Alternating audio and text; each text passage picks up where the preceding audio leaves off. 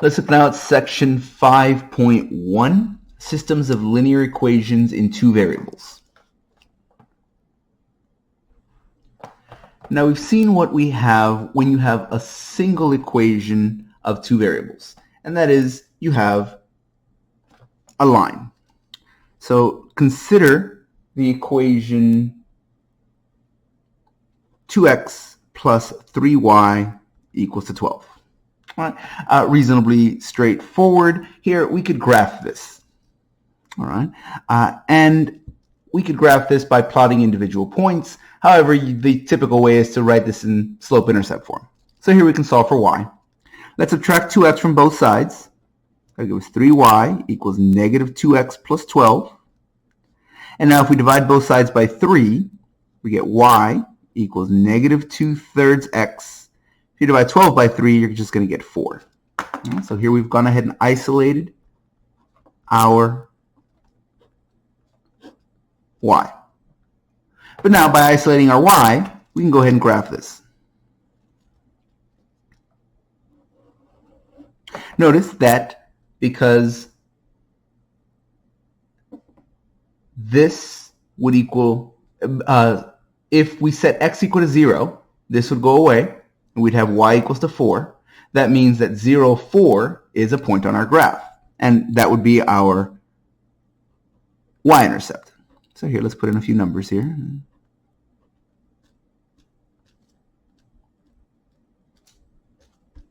Just like that. So that would be our y-intercept. And now our slope, negative 2/3, means that from this point, we could go down 1, 2, and then right 1, 2, 3. Right? Down 2, right 3. So we would then form a graph. And now we know that we have some solutions to this graph. Here's a solution, 0, 4. And in fact, we find another solution here by just following the directions that our slope gives us. And that would be, what, 3, 2. But, of course, there are a bunch of other solutions to this equation. And, in fact, here they all are. They're all the points on our graph. Okay? Now, let's consider another linear equation, something totally different, unrelated to this one. Let's say, for example, we have 3x minus 4y is equal to 12, or something like that. Okay, so now we can go ahead and graph this one. And again, we'll do it the same way.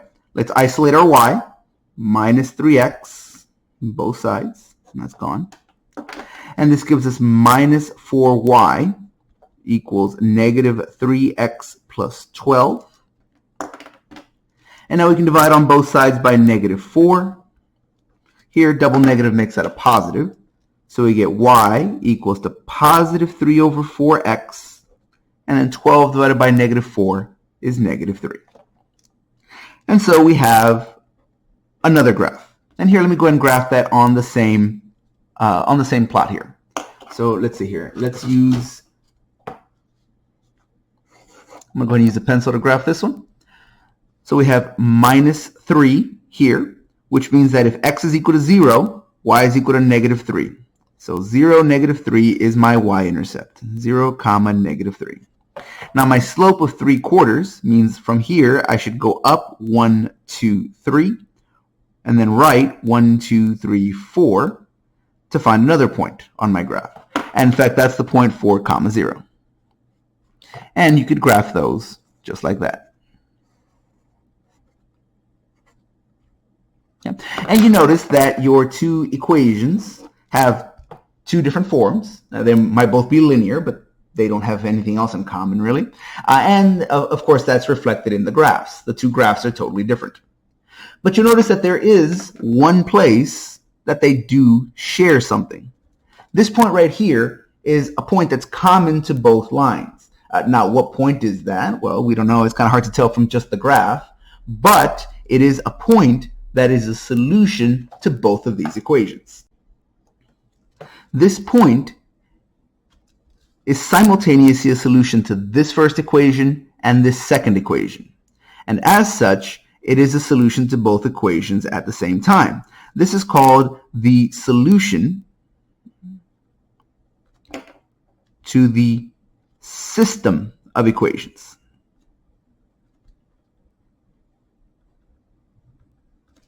Anytime you have two linear equations, you'll find that they cross at some point. Well, now you think about that and you say, well, wait a minute, is that always true? Well, no, actually it's not. In fact, if you have two linear equations, there are three possibilities. The three possibilities are either your two lines will cross somewhere. That's the one that we just saw. The two lines will cross somewhere.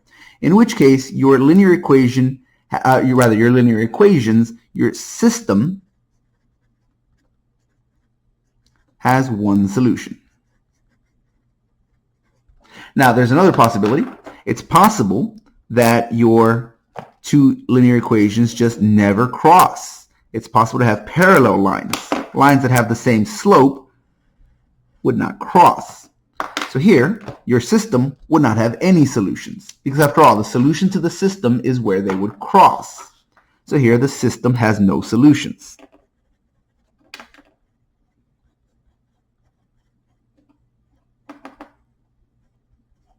The third possibility, of course, is it's possible that both of the lines are exactly the same.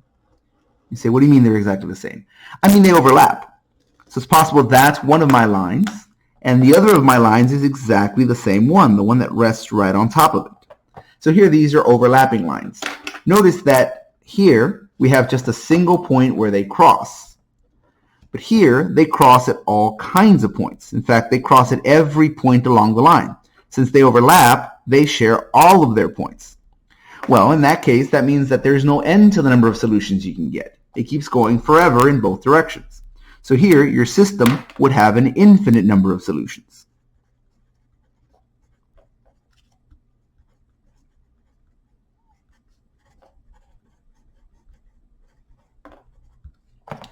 Okay, but well, how do I find those?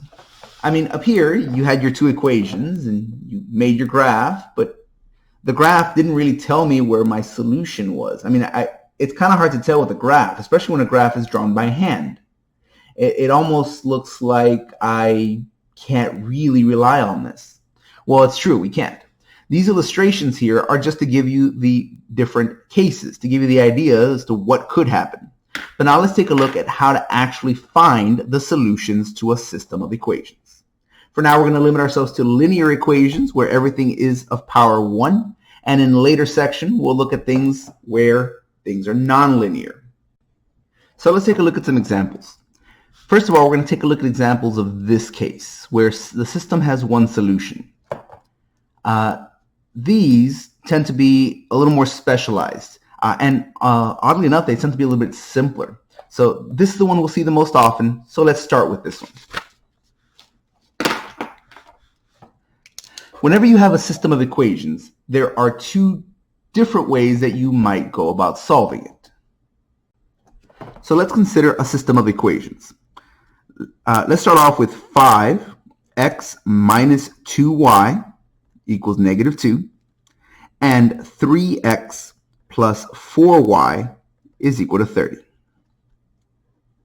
Okay? Now this, you'll notice that I put a little brace around it. This brace is here to remind us that these two equations aren't meant to be handled separately, they're meant to be handled together. This notation shows us that we're dealing with a system of equations. Right now we're only dealing with things that have two equations. However, it is possible to have systems with 3 or 4 equations. So of course that bracket would hold all of those together. So the first method that we're going to be looking at is called the addition method.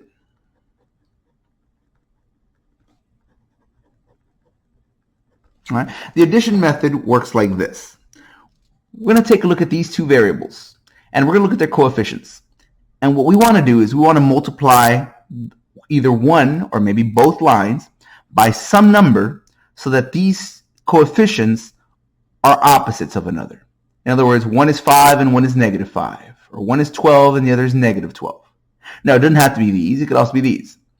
I want this to be positive 10 and this to be negative 10. I want this to be positive 15 and that to be negative 15.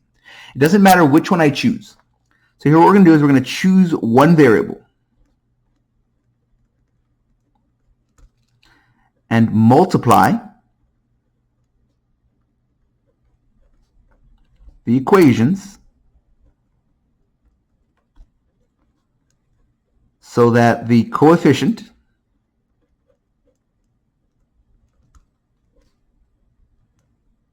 of my chosen variable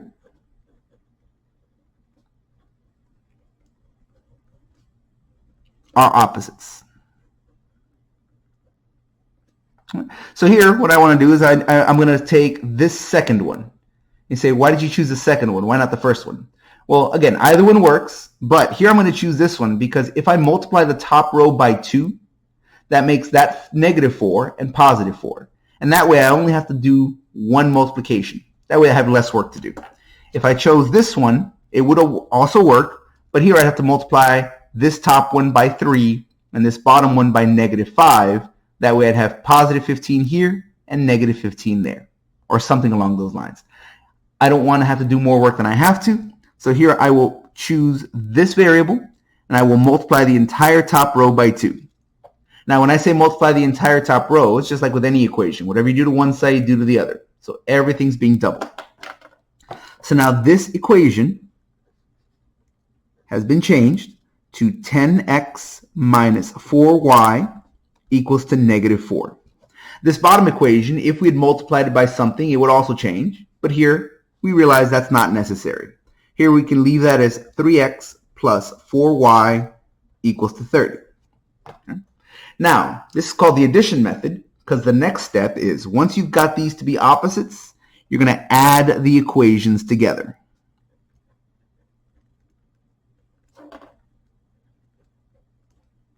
So here we're just going to go straight up and down. We're going to add. Remember, when you add expressions, you add like terms. X's with X's, Y's with Y's, constants with constants. So here 10x plus 3x will give me 13x. If I add these together, 4y minus 4y is 0. That's the whole point of this. We're trying to get one of our variables to disappear so that our equation is now easier. Notice now if I add these together, 30 plus -4, that's 26. And now things are nice because if I divide both sides by 13, I figured out what x is. So those are gone, and we're left with x equals 26 divided by 13. Oh, in fact, we get a nice number. We get the number 2. Sometimes the numbers won't be so nice. We'll have decimals, fractions, or whatever, but this works out pretty nicely. Now, remember, when we're looking for a solution to a system, we're looking for a point, not a number. Here, we only find the x value. We still need to find the y value. Right? A point is made up of 2 components to our coordinate. Right? 2 coordinates to our point. So we have our x value, but now we need to find our y value. Okay, so now you have found, once you have found one variable, you plug that value into either original equation. Go back to the beginning. You can use either one. It doesn't matter. It's got to be a solution to both, so either one works. Into either equation from the beginning, either original equation,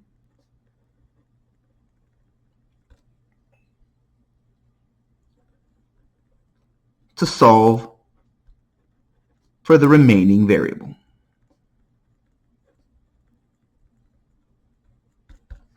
All right, so now I know x is equal to 2. I have a couple of equations. I'm going to pick this top one. I just got to pick one. It doesn't matter which one we pick. And I'm going to say 5x minus 2y equals -2. I've taken this top equation, and all I've done is I've said, well, I know x is equal to 2, so let me plug that in. But now notice, this equation now has one variable, just the y. So that's going to be 10 minus 2y equals -2. I could now subtract 10 from both sides. Makes that go away. And I'm left with -2y equals to -12. And then if I divide both sides by a -2, those go away. And I'm left with y equals a -12 over -2. Well, that's a +6. And finally, don't forget, these are not two separate answers. Our last step, let's write our solution as a point. Because remember, that's what you're looking for. You're looking for a point where your equations would cross. Here, these are just numbers. A point on the xy plane is made up of a set of coordinates, the x, comma the y. And that's our solution. Just like that. Let's see that again. Let's say we have the equation 0.25 x plus 0.04y equals 0.24. And then the other equation is going to be 15 hundredths, 0.15, minus 12 hundredths, 0.12, is equal to 12 hundredths. Just like that. Now, whenever your equations start off with decimal or fractions as your coefficients, as your numbers, you can work with them exactly the way they are. However, some people feel more comfortable with just whole numbers. This first step that I'm about to show you is entirely optional. You don't have to do this, but if you prefer whole numbers over decimals or fractions, here, notice that all of these are 2 decimal spaces away from being whole numbers. Well, if I just multiply everything times 100, then 0.25x times 100 is just 25x. If I multiply 0.04 times 100, that's just going to give me 4y. And if I multiply 0.25 times 100, that'll just give me 24. Likewise here, I can write this as 15x minus 12y equals to 12. These two equations mean the same thing. They'll have all the same solutions, but this one might be a little simpler for people to work with. So it's up to you. If you want to work with the decimals or the fractions at the beginning, you can. Or if not, you can multiply until you end up with whole numbers. All right? So here I've gone ahead and done that, and now we can continue. So go ahead and give this a try. Go ahead and pause the video, and once you've gotten an answer, go ahead and unpause the video and we'll go through it together.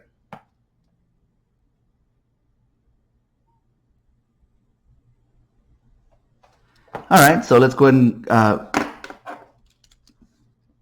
take a look at these. I notice that if I multiply this top row by 3, that'll be 12, and that'll be minus 12, and then these will be opposites. Now, I do have a few other options. For example, I could also divide this bottom row by 3, multiply by 1/3. Notice if I multiply that by 1/3, I still get nice whole numbers. So 5, -4, and 3. Oh, sorry, 5, -3, and 3. So, oh, no, that should be -4 and 4. So I could do that. It doesn't really matter which one. All that matters is that we get 2 of our coefficients to be opposites. Here I'm going to pick on these because I realize, oh, this should be easy. But if I wanted to, I could deal with these. I can multiply this whole row by, let's see, 25 and 15 have, that was a common factor of 75. So if I multiply the top row by 3 and the bottom row by 5, well, then those would be opposites as well. So we have a few different options. In fact, here, let me deal with these. Yeah, I could multiply the top row by, no, you know what? Let me just deal with that one. That one should be fine. So let me go ahead and triple the top row. So times 3. The bottom row already has that as a -12. I don't want to change that. So let me go ahead and leave this as 25x. Oh, no, that's being tripled. So that's now 75x. 4y times 3 will give me 12y. And here 24 times 3 is going to give me 72. These I'm going to leave alone because I have not multiplied them by anything. Nothing about them needs to change. But now I notice that if I add these 2 rows together, these 2 go away. 75x plus 15x is going to give me 90x.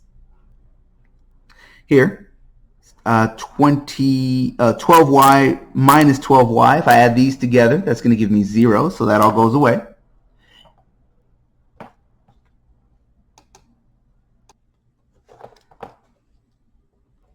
And here, if we add these, we get 72 plus 12. That's going to give us 84. Oh, well, that's not going to be a very nice number, is it?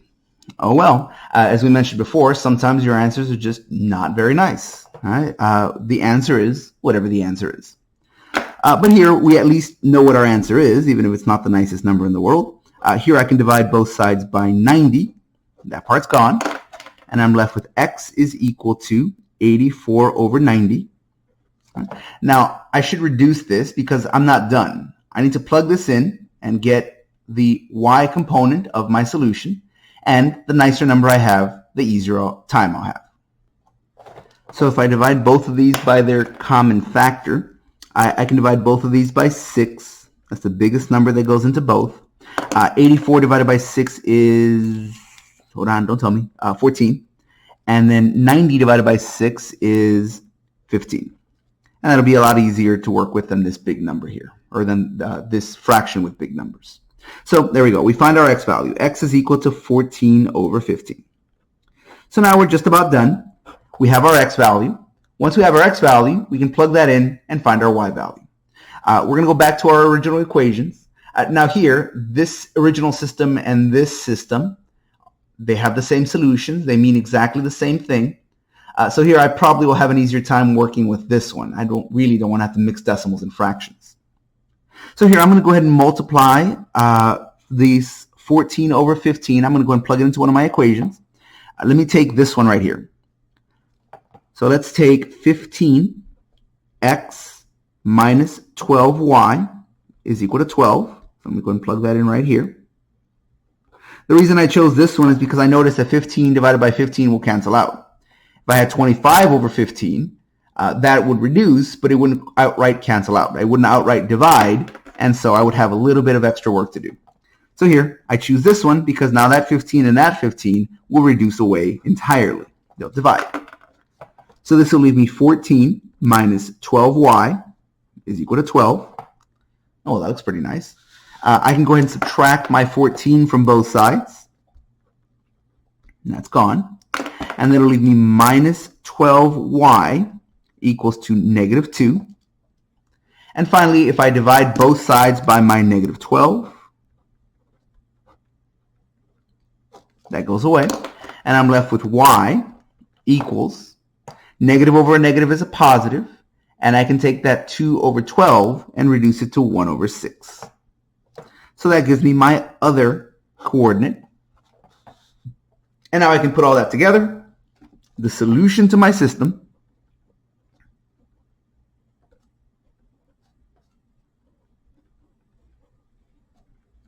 is, well, let's see, my x has to be 14 over 15, and my y has to be 1 over 6.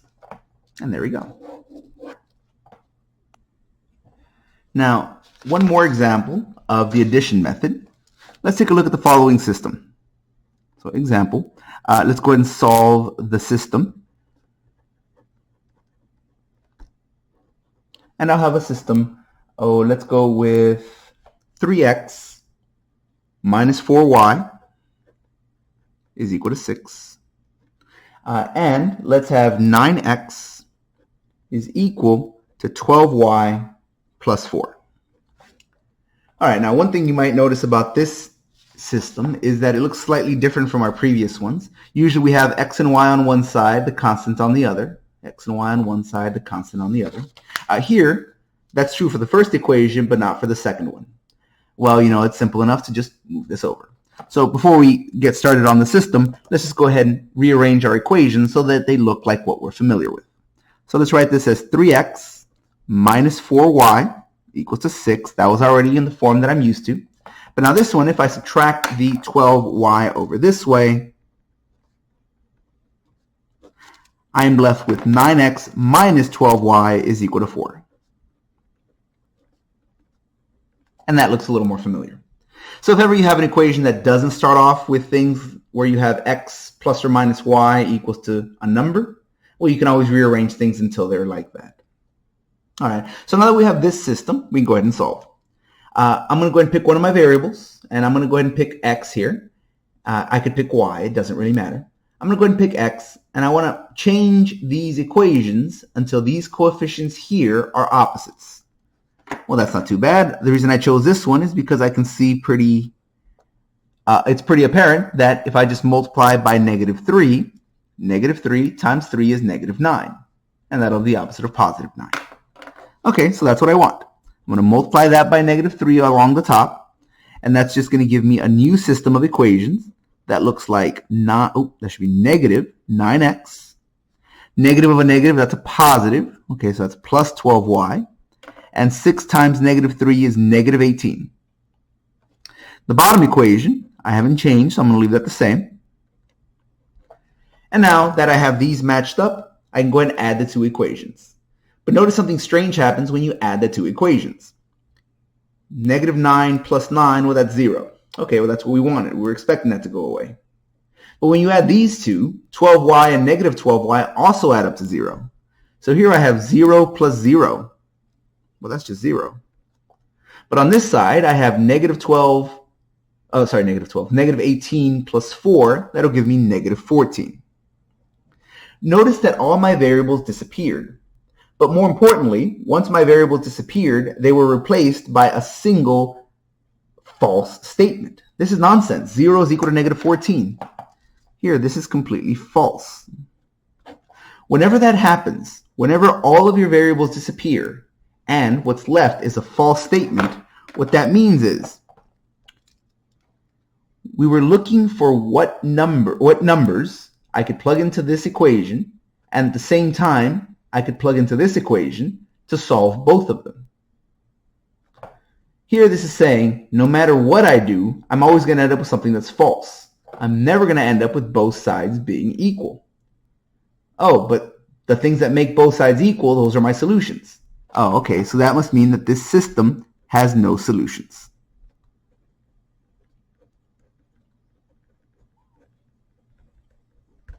A system that has no solutions has a name. Any system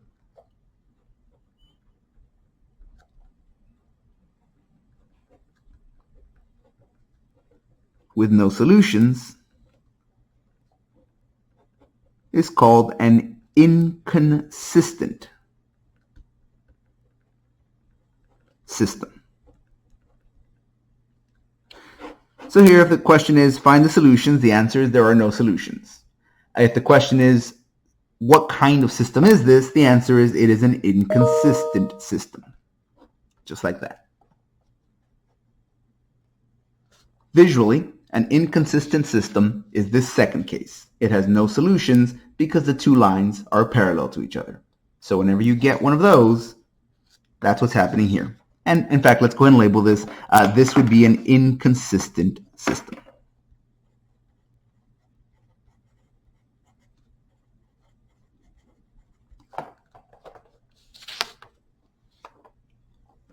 All right, so now let's turn our attention to another method of solving systems of equations. We've seen the addition method 3 times. 2 times it gave us a solution, and 1 time it gave us an inconsistent system. That wasn't the fault of the addition method. That was just, that's the way this equation worked out.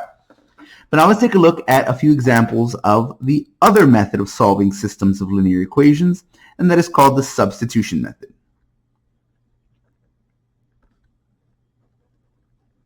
You might be asking, why do I need a second method? Doesn't the addition method work? The answer is, of course it does. Both of these methods work just fine. So you say, okay, so as long as I just learn one, then everything's good. I only need one and I can solve a system. That's true for linear systems. As long as everything's linear, you can use the addition method or the substitution method and everything's fine. However, when your systems are no longer linear, as we'll see in a later section, once you have squares and third powers and square roots and things of that nature, the addition method won't always work. The substitution method will. So you might be saying, well, then shouldn't I just learn the substitution method and let's not worry about the addition method? Well, see, the thing is that when it works, the addition method tends to be faster. So that's why we want to learn both methods. For linear systems, the addition method tends to be faster. Not always, but often. The substitution method is a little slower, but the advantage is that it will continue to work even in later sections when we no longer have linear systems. So here, let's go ahead and take some examples of the substitution method so we can get used to it, and in later sections, it won't be such a new concept. So let's go ahead and just take a system. The example looks exactly the same as it did before. We're going to solve a system.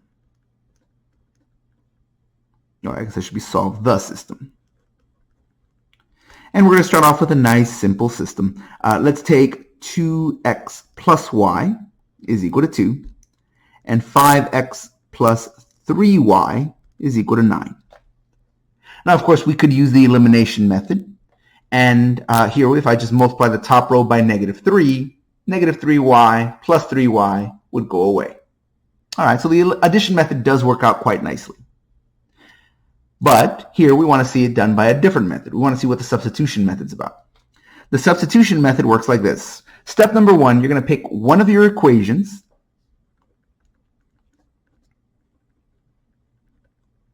and you're going to solve for one variable.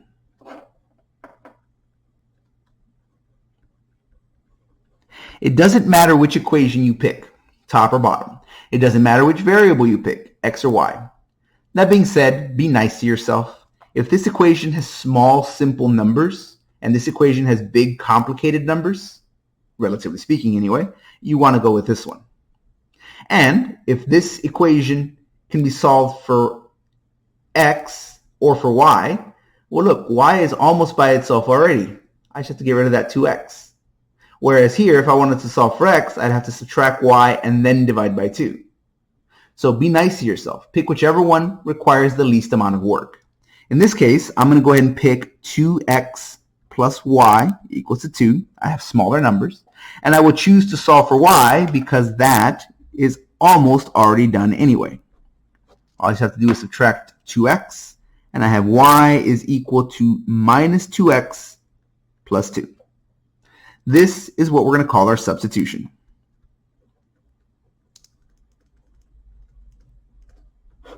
That one. Okay, so now our substitution is going to do what substitutes used to do back in high school, and that's they're going to come in and show us a video, right? Oh, wait, no, that's what I'm doing. Oh, all right. What they're going to do is they're going to substitute in for the normal value. Here, I'm going to take the remaining equation. Now, we just used the first equation to find this substitution. If you plug this back into the first equation, you're going to get, well, you can try it and you'll see what you get. You'll realize that what you get is absolutely true and not very helpful. You go ahead, pause the video and try it and see what you get.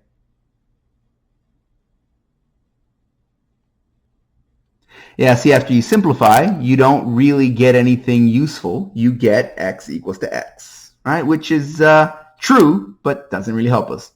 So here what we want to do is want to plug into the other equation. So once you have found your substitution, plug the substitution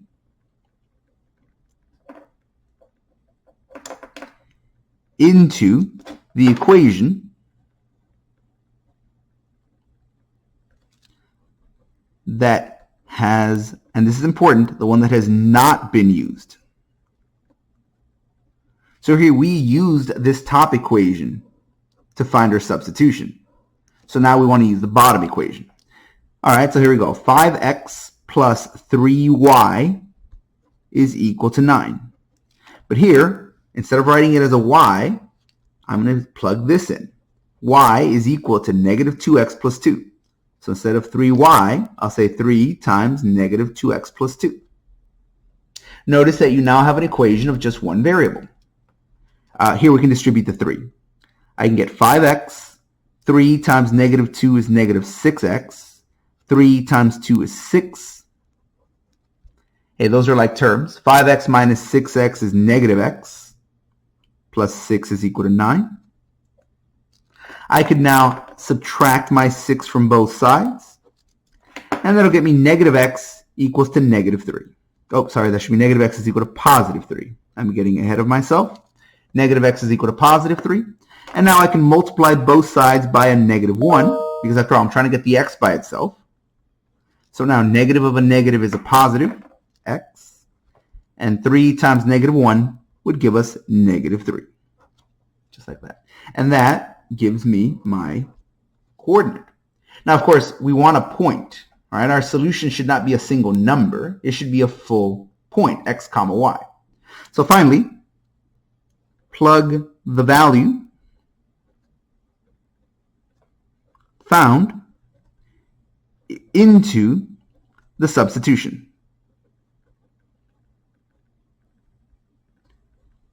To find the value of the remaining variable.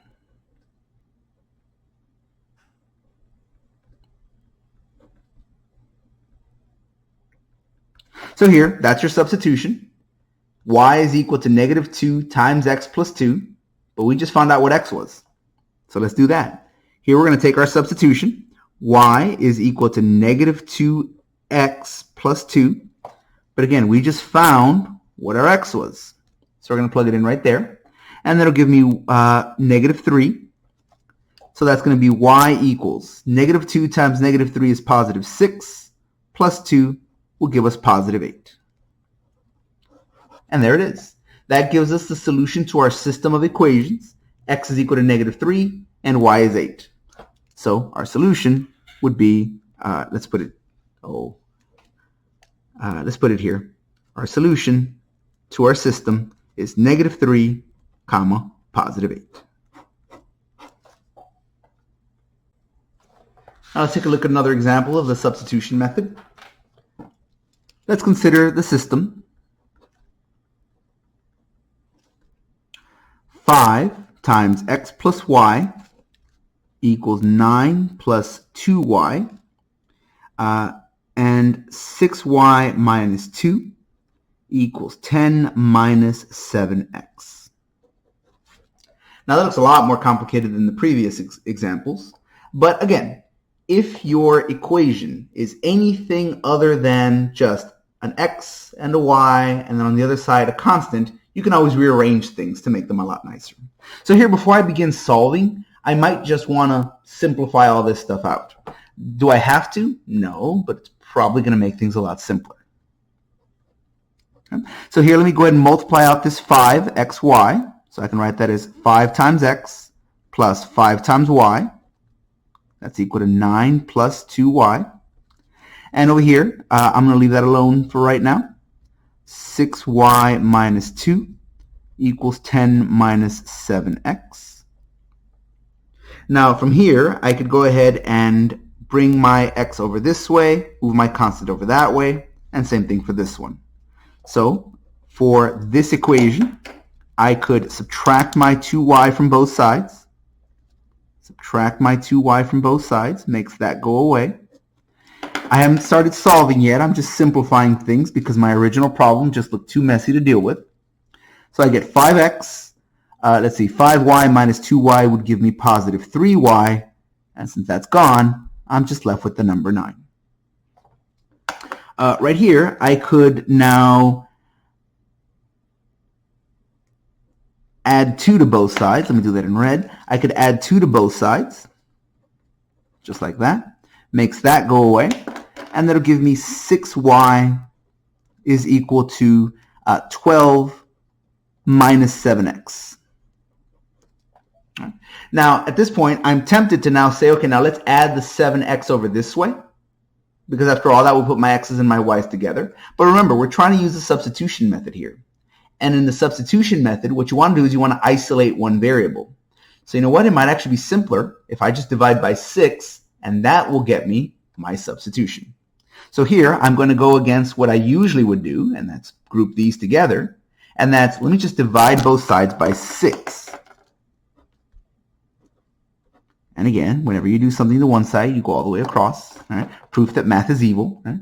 And so here, we get 5x plus 3y equals to 9. Here, you're left with just the y is equal to, well, let's see, 12 over 6, that's going to give me 2, minus 7x over 6. All right, well, there's our substitution. This one right here is our substitution. So now let's take that and plug it into the y of my other equation. So now I have 5x plus 3 times y. And instead of a y, I'm going to write 2 minus 7x over 6. So 5x plus 3y equals to 9. Let me distribute my 3. there and there. That'll give me 5x plus 3 times 2 is 6 minus 3 times 7x is 21x over 6. And that's equal to 9. Here I can reduce that. 21x over 6, well, that's going to be what? I can divide top and bottom by 3, so that's 7 over 3. I can write that as 5x plus 6 minus 7/3 x is equal to 9. Let's go ahead and subtract the 6 away to the other side. I'm trying to get all my x's together. I'm trying to solve for one variable. So that's going to go away. And I'm left with, well, let's see here. That's 6 taken away from 9 is going to be 3. And if I take 5x minus 7/3 x, we can do that off to the side here. 5 minus 7/3. 5 is like saying 5 over 1. And if I just give these a common denominator, I can write that as 15 over 3 minus 7 over 3, which is going to be 8 over 3. So right here, 5x minus 7/3 x is 8 over 3x. So now we're almost done. We have our x, but we need to get rid of that 8/3. So let's go ahead and multiply by the reciprocal. If you multiply both sides by 3/8, like that. Oh, and I just realized I realized I made a mistake here. When I reduced my fraction, 21 over 6, I divided the top by 3, which gave me 7. I divided the bottom by 3. That should be a 2, not a 3. So that should be 7/2 right there. So my apologies. That's actually going to be not 5 minus 7/3, but 5 minus 7/2. So when I give these a common denominator, that's going to be 5 times 2, that'll be 10 over 2, minus 7 over 2, and that'll give me 3 over 2. So right here, this should be not 8 over 3, but rather just 3 over 2. All right, so that is, well, let's see, I do have whiteout.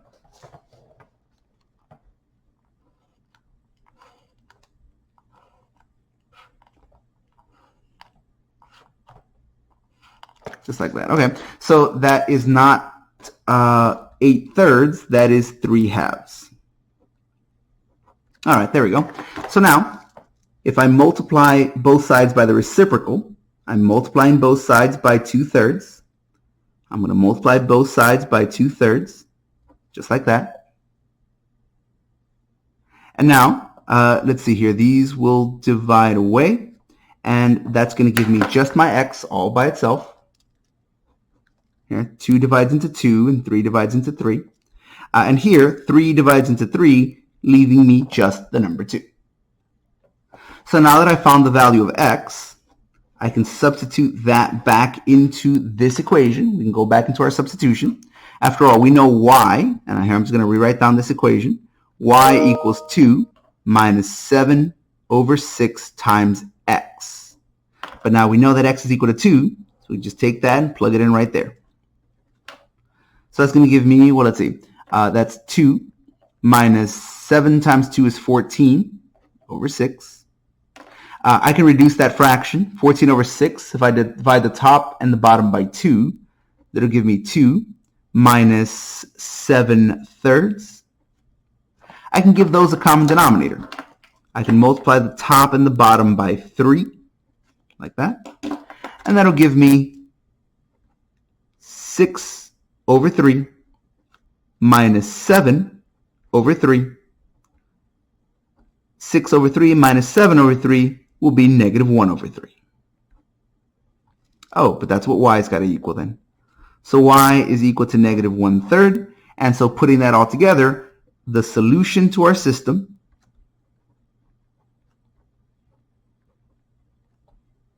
is going to be 2 comma negative 1/3. Our last examples for this section come from the third case of what happens when you graph two linear equations. At the very beginning, we saw that if you have a system of linear equations, you can have one solution. We've seen 5 examples of that. You could have no solution, and we saw when that happens. That's an inconsistent system. That's when all your variables disappear, and at the end, you're left with just a nonsensical statement. Something like 2 is equal to 5, or 0 is equal to 4, something along those lines. Finally, let's take a look at an example of what happens when a system has an infinite number of solutions, and how you can tell that that's the case. So let's turn our attention to the example that's given by, let's solve the system. Negative 4x minus 8y is equal to 2. 2x equals 8 minus 4y. Now here, we could solve this by either technique, by either method. We can use the addition method, or we can use the substitution method. It won't matter, because when you have a single solution, you'll get the same solution no matter which technique you use. If you end up with a special case like we're about to see now, you'll end up with the same special case regardless of which technique you use. So here, I'm going to go ahead and proceed with the substitution method. I'm going to say, look, that x is almost by itself anyway. Let me go ahead and use this bottom equation. I'll divide everything by 2, and that'll give me 1x equals 4 minus 2y. And now I'm going to take this, and I'm going to plug it into the other equation.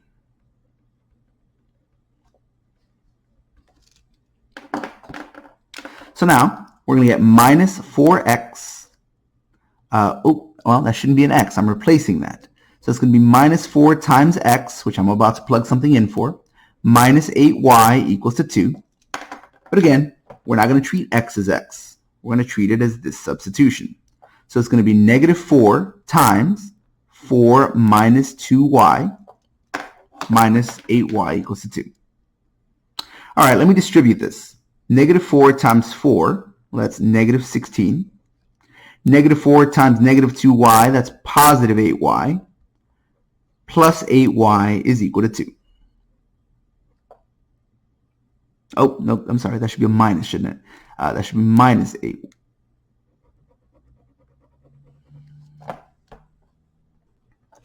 So now here, even though we use the substitution method, we still arrive to a familiar conclusion. Notice that these two subtract away, and you're left with a nonsensical statement. So I'm left with negative 16 is equal to 2. So all of your variables disappeared, and you're left with a false statement. Notice we saw that in a previous example. When all of your variables disappear, before we used the addition method, now we're using the substitution method, but in the end, we have the same kind of results. All variables disappear, and you end up with a false statement. Whenever that happens, we end up with an inconsistent system. This will have no solutions.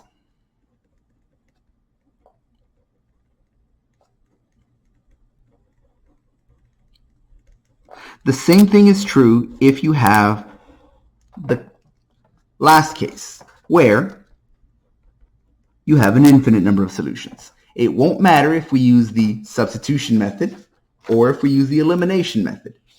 You'll still get the same kind of result at the end. So let's consider negative 4 x minus 8y equals to 2, and 2x equals to, oh wait, that's the one I just did. I'm looking at the wrong example. Let's take a look at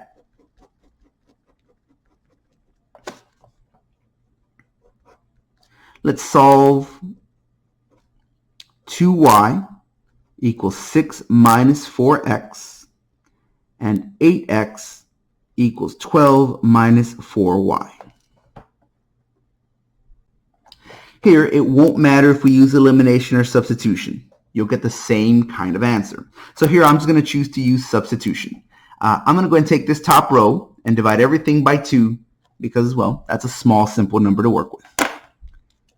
So here, if I divide both sides by 2, I get y equals 3 minus 2x. Divide everything by 2 all the way across, and this is my substitution. If I now take that substitution and plug it into the remaining equation, that gives me 8x equals to 12 minus 4. So I've taken this equation down here. And now instead of a y, I'm going to replace it with a 3 minus a 2x. But now, if I simplify this, we get 8x equals 12. This is going to distribute. Negative 4 times 3 is negative 12. Negative 4 times negative 2x will give me positive 8x. And here I notice these simplify. I'm left with, 12 minus 12 is going to give me 0. Okay, so that goes away. And so I'm left with 8x equals 8x. Now, of course, I know I want all my x's on one side. So let me go ahead and subtract this over this way. 8x minus 8x, like that. But when I do that, it also makes this become 0. So in the end, we end up with this result. Just like before, all of our variables disappeared. But whenever all your variables disappear and you get a false statement, that means your system has no solutions. Here, all your variables disappeared and you ended up with a true statement. That's going to be different. That is not a inconsistent system. This is called a dependent system. When all variables disappear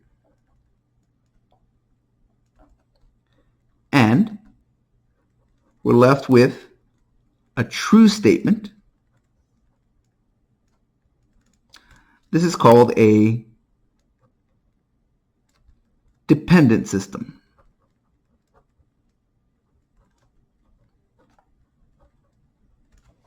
What that means is if you were to graph these two equations, they would be the same line. They would overlap. Now you might say, okay, well then that just means that my answer is infinite solutions and that's it, I'm done.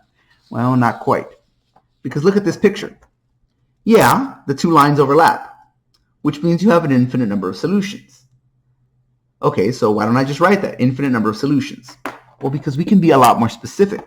Because notice, I have an infinite number of solutions, but that doesn't mean every point on the plane is a solution. Look, there's a point that's not a solution, and there's another point, and there's another point. There's lots of points that aren't solutions. So if I say I have an infinite number of solutions, that's not really specific enough. What I want to do is I want to say, okay, I have an infinite number of solutions, and here they are. I want to be able to describe them. So here's how we're going to do that. Whenever we have a infinite number of solutions, if you have a dependent system, here's how you want to do this. You're going to go ahead and take your substitution. All right? It doesn't matter if you solve for x or solve for y, but usually solving for y is typical. It's pretty customary. And what you're going to do is you're going to write your equations as your solutions to your equations as a set of points that follow this pattern.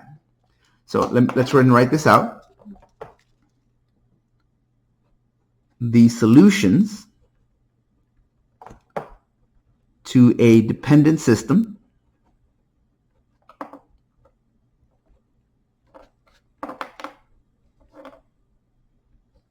are written by, okay, so we're going to have a few steps. First of all, you're going to pick one equation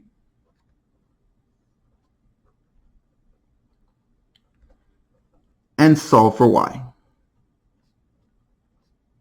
If you use the substitution method, there's a good chance you've already done that. In this case, I already have. If, on the other hand, if I had solved for x for my substitution, well, I'd have to go and solve for y instead. Right? So pick one equation and solve for y. It doesn't matter which one, because since these are dependent equations, that means they overlap. So they both have the same result. They both have the same equation. If you solve for y on this equation, it will look exactly the same. So now, what you want to do is you want to write your answer